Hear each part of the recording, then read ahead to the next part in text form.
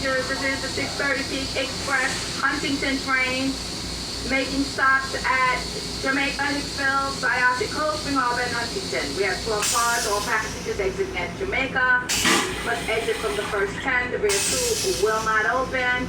All Cold Spring Harbor. And Huntington passengers, we have 12 cars. You must exit from the rear 8. The first 4 cars will not open.